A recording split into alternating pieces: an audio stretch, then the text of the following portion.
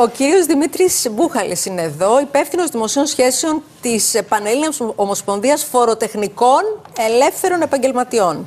Το είπα όλο, σωστά. Ευχαριστούμε πολύ που είστε εδώ. Και εγώ ευχαριστούμε και για τα γλυκά που μας φέρατε. Καλή σας μέρα. Καλημέρα. Καλή Κυριακή. Και λαλάκια, όχι μόνο γλυκά. Να είστε καλά. Ευχαριστούμε πολύ.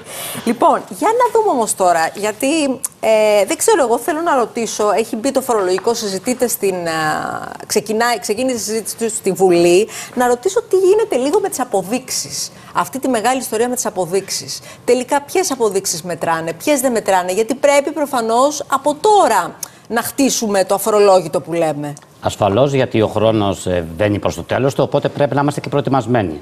Να πούμε ότι θα πρέπει καταρχήν οι ηλεκτρονικές αποδείξεις να καλύψουν το 30% του δηλωμένου εισοδήματος που έχουμε. Βασικά μετράνε οι αποδείξεις, σχεδόν όλες οι ηλεκτρονικές αποδείξεις, εκτός κάποιες συγκεκριμένες. Δηλαδή δεν μετράνε τα ενοίκια, δεν μετράνε οι πληρωμές που κάνουμε σε δάνεια ή σε τόκους, αγορές ακινήτων, σκαφών. Έχουμε νομίζω και μια καρτούλα, αν μπορούμε να τη δούμε. Μας έχετε φτιάξει. Τι μετράνε, τι δεν μετράνε στις αποδείξεις. Να το έχουμε μπροστά μας. Αν μπορούμε να το έχουμε μπροστά μας. Όσο μιλάμε, να πούμε ότι έχουμε εξτρά, δηλαδή για κάποια συγκεκριμένα επαγγέλματα, δηλαδή οι ιατρικές δαπάνες, μετράνε επί 2 για να καλύψουμε το 30% του εισοδήματός μας. Και υπάρχει και πλήθος, είναι καινούριο αυτό, έχει μπει τα τελευταία χρόνια, πλήθος επαγγελμάτων, τα οποία όταν τα δηλώσουμε, δηλαδή σχεδόν κατά βάση είναι για τα τεχνικά επαγγέλματα, δηλαδή όσοι ασχολούνται με την οικοδομή. Προφανώς η πολιτεία βλέπει ότι εκεί υπάρχει μια εκτεταμένη φοροδιαφυγή. Σε αυτό λοιπόν, όποιος καλύψει και βάλει για αυτοποδείξεις αυτές, μπορεί να καλύψει και να μειώσει με αυτές τις δαπάνες το 30% του εισοδήματός του. Οπότε θα μειωθεί κατά αντιστοιχεία και η φορολογία του. Με κάποια όρια βέβαια, υπάρχει μέχρι 5.000 το όριο που μπορεί να αφαιρεθεί από το εισόδημα και 2.200 ευρώ ο φόρος που μπορεί να έχει εκτός ο φορολογούμενος. Και οι ιατρικές αποδείξεις δεν μετράνε? Οι ιατρικές, αυτό είπαμε, είναι επί 2. Μετράνε διπλά.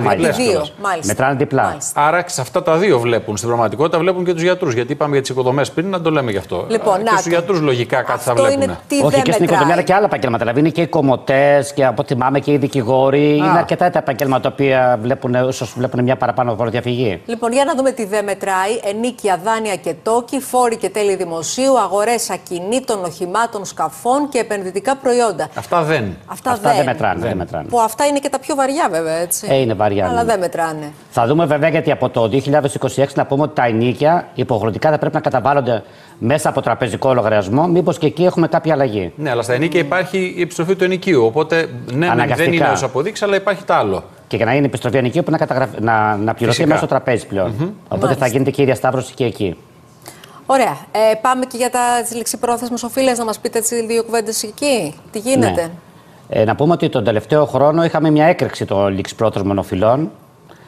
Τα τελευταία στοιχεία που ανακοίνωσε η ΑΔΕ, βλέπουμε ότι είχαμε αύξηση των ληξιπρόθεσμων οφειλών κατά 4,5 δις. Σε αυτά η ΑΔΕ εκτιμά ότι 82-85 εκατομμύρια είναι τα εισπράξιμα. Τα υπόλοιπα καταλαβαίνουμε ότι είναι ανεπίδειχτα εισπράξεως. Πόσα είπατε ότι τα εισπράξιμα είναι? 85 δις. Τα υπόλοιπα θεωρεί ότι είναι ανεπίδειχτα εισπράξεως. Αχα, μάλιστα, πολλά είναι. Δηλαδή με λίγα λόγια τα έχει ξεγράψει. Ναι. Τώρα δεν θα γίνει ένας μηχανισμός που κάτι θα καταγράφεται ακριβώς τι σου χρωστάει το δημόσιο, μια πλατφόρμα νομίζω? Προσπαθεί η ΑΔΕ πραγματικά να το ξεχρονίσει λίγο το μέτρο και γι' αυτό έχουμε και νέα στρατηγική σε αυτή την κατεύθυνση. Ξεκινάνε τα ηλεκτρονικά κατασχετήρια, τα οποία δεν θα χρειάζεται να πηγαίνει αυτή η διαδικασία μέσα από το δικαστικό, τον ΔΟΗ, η οποία είναι ίσως και λίγο χρονοβόρα. Να είναι πιο άμεση, να καταγραφεί το προφίλ του κάθε οφειλέτη και να προχωρήσει σε πιο άμεσα μέτρα.